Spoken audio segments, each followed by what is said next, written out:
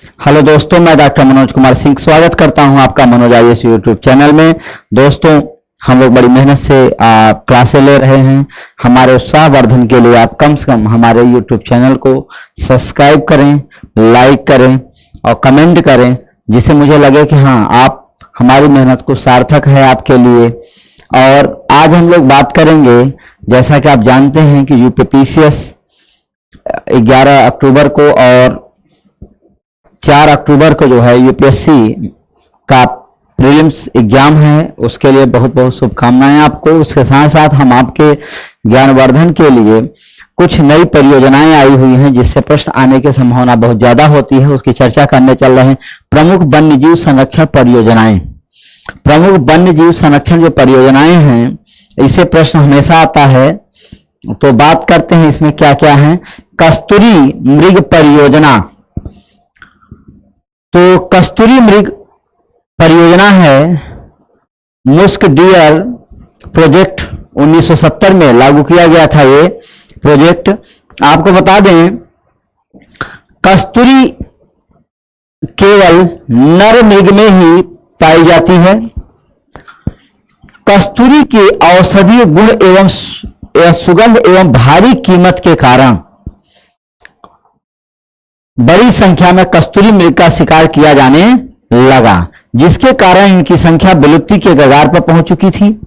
अतः भारत सरकार ने वर्ष 1970 में international union for conservation of nature IUCN के सहयोग से उत्तराखंड के केदारनाथ अभयारण्य में कस्तूरी मृग परियोजना की शुरुआत की थी। कस्तूरी मृग हिमाचल के चंबा घाटी से लेकर सिक्किम तथा हिमालय क्षेत्र में पाए जाते हैं। सिकारो देवी अभयारण्य हिमाचल प्रदेश तथा बद्रीनाथ अभयारण्य उत्तराखंड में कस्तूरी मृग के लिए प्रसिद्ध वन्य जीव अभयारण्य हैं। आपको बता दें, कस्तूरी मृग विलुप्ति के कगार पर है। इसके संरक्षण परियोजना सन 1970 में चलाई गई थी और इसलिए कस्तूरी मृग का बहुत बड़ा महत्व है। ये IUCN की सूची में शामिल है। दूसरा जीव है प्रोजेक्ट हांगुल। प्रोजेक्ट हांगुल भी 1970 में आया था। हांगुल यूरोपीय रेडियर प्रजाति का लाल हिरण का एक नस्ल है। भारत में इसका निवास स्थान कश्मीर घाटी और हिमाचल प्रदेश का चंबा जिला है। कश्मीर में यह मुख्य रूप से दाची गामा राष्ट्रीय उद्यान, कश्मीर के ये दाची गामा राष्ट्रीय उद्यान में पाया जाता है। दाची गामा राष्ट्रीय उद्यान में पाया जाता है। यह जम्मू कश्मीर का राजकीय पशु है। हांगुल का वैज्ञानिक नाम सर्वस एलाफस हांगुल है। भारत सरकार द्वारा 1970 में हांगुल के संरक्षण के लिए हांगुल परियोजना की शुरुआत की गई थी। गिर सिंह प्रोजेक्ट परियोजना आई है। गिर लॉयन प्रोजेक्ट यह आई थी 1972 में। गिर वन राष्ट्रीय उद्यान एवं अभयारण्य भारत के गुजरात राज्य में लगभग 1424 वर्ग किलोमीटर क्षेत्र में फैला हुआ है, जो एशियाई शेरों के लिए प्रसिद्ध है। अभी हाल ही में चर्चा में रहा, क्योंकि यहां पर बहुत से शेरों की बीमारी से मृत्यु हो रही थी। दक्षिण अफ्रीका के बाद यह विश्व का एकमात्र ऐसा स्थान है जहां शेरों को अपने प्राकृतिक आवास में रहते हुए देखा जा सकता है। मतलब आप जान लीजिए कि ये जो है शेरों का क्या है, प्राकृतिक आवास है। प्राकृतिक आवास है और यहां पर शेरों को देखा जा सकता है। गिर के जंगल में वर्ष 1969 में वन्य जीव अभयारण्य बनाया गया था, जबकि 1972 में इसे राष्ट्रीय उद्यान के रूप में स्थापित किया गया था। भारत सरकार द्वारा किए गए प्रयासों से अब यहां शेरों की संख्या बढ़ रही है, लेकिन कई बीमारियों की चपेट के कारण यह अभी शेरों की यहां पर मृत्यु होने के कारण यह खास रूप से चर्चा में रहा है। बाघ प्रोजेक्ट भारत में कब आता है, आपको बता दें, भारत में बाघ प्रोजेक्ट जो है ये जो है 1973 में आया था। वर्ष 1973 में भारत सरकार द्वारा राष्ट्रीय पशु बाघ संरक्षण हेतु प्रोजेक्ट टाइगर की शुरुआत की गई थी। इसके तहत शुरू में 9 बाघ रिजर्व थे, जिनकी संख्या वर्तमान समय में बढ़कर 50 हो गई है। बाघ अभयारण्य देश के 18 राज्यों में देश के कुल क्षेत्र का लगभग 2.21% भूभाग पर फैले हुए हैं। बाघ परियोजना का उद्देश्य वैज्ञानिक, आर्थिक, कलात्मक, सांस्कृतिक एवं पारिस्थितिक मूल्यों के लिए बाघों की आबादी के रखरखाव को सुनिश्चित करना है और लोगों के लाभ, शिक्षा एवं मनोरंजन के लिए इनकी जैविक महत्व को देखते हुए राष्ट्रीय धरोहर के रूप में इनकी रक्षा करना है। इसलिए आप जानते हैं जैसा कि पैंथेरा टाइग्रिस भारत का राष्ट्रीय पशु है जिसे बाघ कहा जाता है और यह जो है यहां पर पाया जाता है विशेष रूप से भारत में। अब बात करते हैं, सरकार ने एक और योजना चलाई,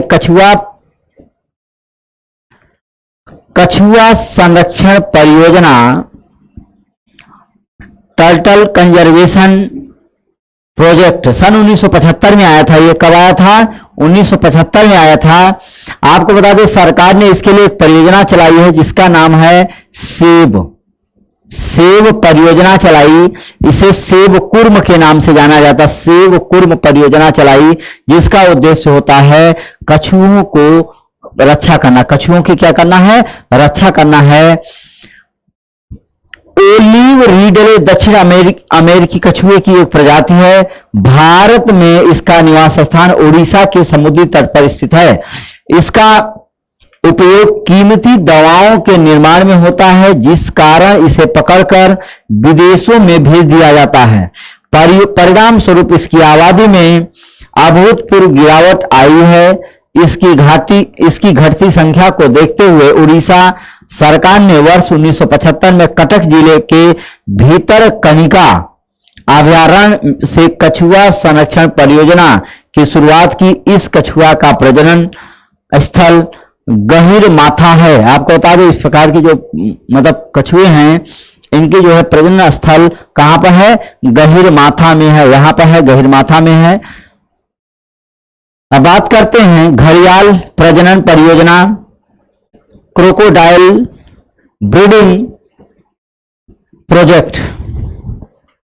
घड़ियाल की गिरती हुई संख्या को देखते हुए 1975 में भारत सरकार ने संयुक्त राष्ट्र विकास कार्यक्रम की सहायता से ओडिशा के तिकरपाड़ा स्थान से घड़ियाल प्रजनन परियोजना का शुभारंभ किया था। आपको बता दें भारत में घड़ियाल जो है मुख्य रूप से कहां कहां पाए जाते हैं? घड़ियाल मुख्य रूप से भारत में भीतर कनिका में तो पाए ही जाते हैं। इसके अतिरिक्त एक रिवर है जिसमें भारी मात्रा में घड़ियाल पाए जाते हैं, वो कौन है? चंबल नदी में कछुए भारी मात्रा में पाए जाते हैं। प्रश्न एक बार पूछ भी चुका है कि आपको अगर घड़ियाल देखना है तो आप कहां की यात्रा करना पसंद करेंगे? आप तो चंबल और भितरकनिका में भारी मात्रा में कछुए पाए जाते हैं। मणिपुर थामिन परियोजना, मणिपुर थामिन प्रोजेक्ट 1977 में आया। कब आया? सन 1977 में आया। कब आया? सन 1977 में आया। सन 1977 में आया। ये 77 में इस परियोजना का शुभारंभ 1977 में किया गया। यह दुर्लभ स्तनधारी प्रजाति के लोकटक झील के दक्षिण पूर्व भाग में पाई जाती है। अवैध शिकार के कारण यह प्रायः विलुप्त हो गया है। 1977 में इसकी आबादी मात्र 18 तक सीमित रह गई थी। आपको बता दें यह मणिपुर में पाया जाता है और यहाँ पर जो है ये जो है इस परियोजना में जो लोकटक झील है, लोकटक को तैरता हुआ झील भी कहा जाता है। भारत में इसको तैरता हुआ झील कहा जाता है और यहाँ पर यह हिरण पाया जाता है और यह मुख्य रूप से अब विलुप्त होने के कगार पर है। गैंडा परियोजना प्रोजेक्ट रहीनो-सेसट कोड, ये जो है 1987 में पाए जाते हैं। एक सींग वाले गैंडा, इसे रहीनो प्रोजेक्ट के नाम से जाना जाता है, केवल भारत में पाए जाते हैं। इनकी सींग की कीमत अंतर्राष्ट्रीय बाजार में बहुत ज्यादा होती है, क्योंकि उससे कामोत्तेजक औषधि बनाई जाती है। इसी कारण इस गैंडे का अवैध तरीके से शिकार किया जाता है, जिसके कारण गैंडे की संख्या में लगातार गिरावट दर्ज की गई। अतः भारत सरकार ने वर्ष 1987 में गैंडा परियोजना की शुरुआत की। असम का काजीरंगा राष्ट्रीय उद्यान एक सींग वाले गैंडे के लिए विश्व प्रसिद्ध है। आपको बता दें, यह जो है एक सींग वाले गैंडे के लिए विश्व में प्रसिद्ध है। और ये जो गैंडा परियोजना शुरू की गई है भारत में, एशियाई गैंडों के लिए भारत में एक जो है सेमिनार हुआ था। कहां पर? दिल्ली में हुआ था। 2018-19 में एक सेमिनार किया गया था, जिसमें एक सींग वाले गैंडे के लिए विशेष से परियोजना चलाई गई थी। इंडियन राइनो, इनको राइनो बोलते हैं, इंडियन राइनो विजन 2020, इसका उद्देश्य वर्ष 2020 तक गैंडों की संख्या 3000 तक करना था। ये आपको चलाया गया था इंडिया सरकार, भारत सरकार द्वारा चलाया गया था 2020 परियोजना, जिसमें कहा गया था कि इनकी संख्या बढ़ाकर 3000 तक करना है। अब बात करते हैं हम हाथी परियोजना प्रोजेक्ट एलिफेंट EI 1992 में। वर्ष 1992 में भारत सरकार द्वारा हाथी परियोजना की शुरुआत की गई। हाथी परियोजना के निम्नलिखित उद्देश्य हैं। पहला, जंगली हाथियों, उनके आवास और गलियारों का संरक्षण प्रदान करना। मनुष्य और पशु संघर्ष के मुद्दे को संबोधित करना। पालतू हाथियों का कल्याण करना। इस परियोजना को वर्तमान समय में लगभग 16 राज्यों में चलाया जा रहा है। इसे प्रोजेक्ट एलिफेंट दिया गया है। गिजू चलाया गया है इसके लिए। गिजू इसका एक वो है, लोगो है गिजू। ये परियोजना चलाई गई है और इसके तहत जो है हाथियों को संरक्षण दिया जा रहा है। लाल पांडा परियोजना वर्ष 1996 में आई। यह परियोजना यह भारत के पूर्वी हिमाचल प्रदेश में वर्ष 1500 से 400 किमी क्षेत्र में, यह 1500 से 4000 किमी की ऊंचाई पर पाया जाता है। और अरुणाचल प्रदेश में इसे कैट बियर के नाम से, इसको जो है कैट बियर के नाम से जाना जाता है। इनकी कम होती जा रही जनसंख्या के कारण 1996 में विश्व प्राकृतिक विविध सहयोग से पद्याजनायडू हिमालयन जंतु पार्क में लाल पांडा परियोजना की शुरुआत की गई थी। लाल पांडा जो है, रेड पांडा बोलते हैं इसको, ये जो है रेड पांडा प्रोजेक्ट 1996 में आया था। यह विलुप्त होने के कगार पर है और यह हमेशा जो है 1500 से 4000 मीटर की ऊंचाई पर पाया जाता है। बांबू बहुत खाना इन्हें पसंद होता है। गिद्ध संरक्षण परियोजना, ये जो है बल्चर प्रोटेक्शन प्रोजेक्ट है। यह 2006 में शुरू किया गया था। आपको बता दें, गिद्धों के संरक्षण के लिए हरियाणा वन विभाग तथा पुष्कर नेशनल हिस्ट्री सोसाइटी के बीच वर्ष 2006 में एक समझौता हुआ, जिसके अंतर्गत गिद्ध संरक्षण प्रोजेक्ट की शुरुआत की गई थी। परियोजना के तहत असम के धर्मपुर में देश का पहला गिद्ध प्रजनन केंद्र खोला गया था। आपको बता दें, असम के धर्मपुर में, असम के धर्मपुर में पहला गिद्ध प्रजनन केंद्र खोला गया था। गिद्धों को प्राकृतिक सफाई कर्मचारी कहा जाता है। गिद्ध के विलुप्त होने का प्रमुख कारण पशुओं को दी जाने वाली दर्द निवारक दवा डाइक्लोफेन है। गिद्धों की मौत को देखते हुए इस दवा पर प्रतिबंध लगा दिया गया था। यह साधारण सी पशुओं को दी जाने वाली दर्द निवारक दवा थी। इसके कारण भारत में लगभग 8.5 करोड़ गिद्धों की मृत्यु हो चुकी है। इतने गिद्धों की मृत्यु होने के कारण यह जो है दवा पूर्णतः बंद कर दी गई है। और अब जो है गिद्धों के प्रजनन के लिए हरियाणा में गिद्ध प्रजनन केंद्र खोला गया और असम के धर्मपुर में भी गिद्ध प्रजनन केंद्र खोला गया है। और हरियाणा वन विभाग इनके बचाव में पूरी तरह से तत्परता दिखा रहा है। अब देखते हैं हिम तेंदुआ परियोजना। हिम तेंदुआ परियोजना जो है ये शुरू हुआ है।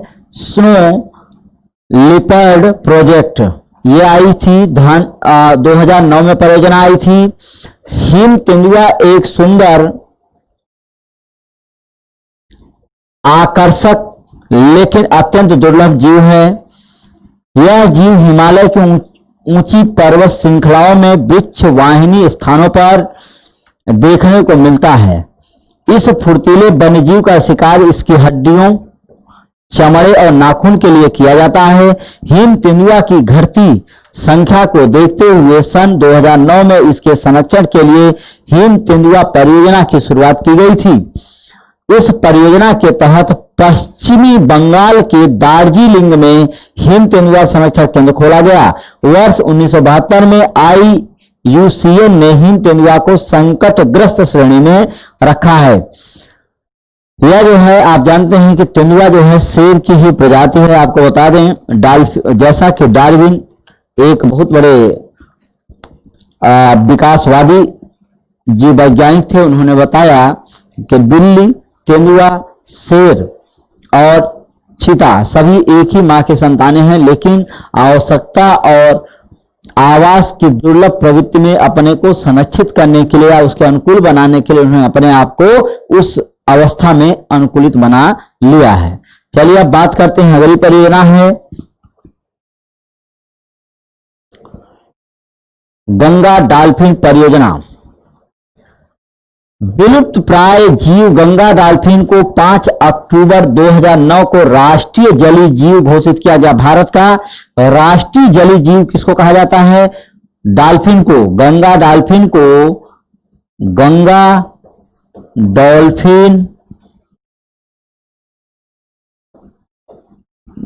डॉल्फिन को भारत का जो है क्या कहा जाता है? भारत का जलीय जीव घोषित किया गया है। यह भारत में गहन संकटग्रस्त प्रजातियों के तहत वन्य जीव संरक्षण अधिनियम 1972 के अनुसूची 1 में शामिल की गई है।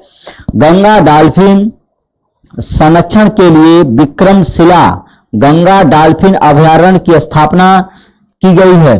भारत ने 3 मई 2013 को जलीय जीव डॉल्फिन को नॉन ह्यूमन पर्सन का दर्जा दिया है। ऐसा करने वाला भारत चौथा देश बन गया है।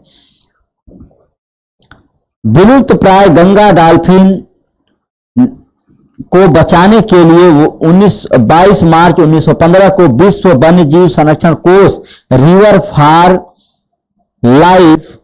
फॉर लाइफ नाम से एक अभियान चलाया गया, जिसकी शुरुआत कोलकाता के मिलेनियम पार्क से की गई थी। आपको बता दें जो गंगा डॉल्फिन है यह अंधी होती है और इसे सूसू नाम से भी जाना जाता है। गंगा डॉल्फिन को सूसू नाम से भी जाना जाता है। किस नाम से जाना जाता है?